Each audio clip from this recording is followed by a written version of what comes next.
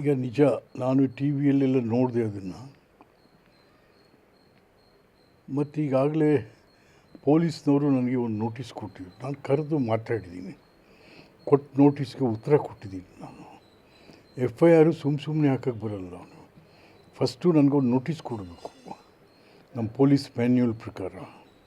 ಹಾಗೆ ನನಗೆ ಒಂದು ನೋಟಿಸ್ ತೊಗೊಂಬಂದು, ನಾನು ಅವತ್ತು ಟ್ರೈನಲ್ಲಿ ಹೋಗ್ತಾಯಿದ್ದೆ ಬೆಂಗಳೂರಿಗೆ. ರೈಲ್ವೆ ಸ್ಟೇಷನಲ್ಲೇ ಕ್ಯಾಂಟೀನಲ್ಲೇ ಬಂದು ಪೊಲೀಸ್ ಕಾನ್ಸ್ಟೇಬಲ್ ಅವರು ನನ್ನ ಸ್ಟೇಟ್ಮೆಂಟ್ ರೆಕಾರ್ಡ್ ಮಾಡ್ಕೊಂಡು ಹೋಗಿದ್ದಾರೆ.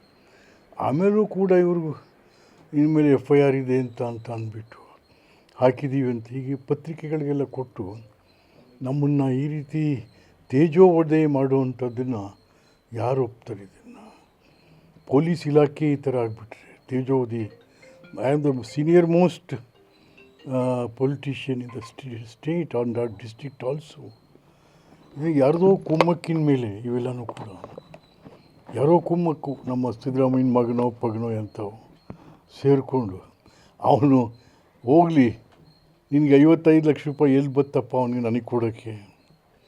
ನಾನು ಎಂದೂ ಯಾರ ತಾವು ಸಾಲ ಮಾಡಿದವನು ಅಲ್ಲ, ನಾನು ದುಡ್ಡಿನ ವ್ಯವಹಾರ ಎಂದೂ ಮಾಡಿದವನಲ್ಲ ಯಾರ ಹತ್ರ. ಹಾಗಾಗಿ ಇದು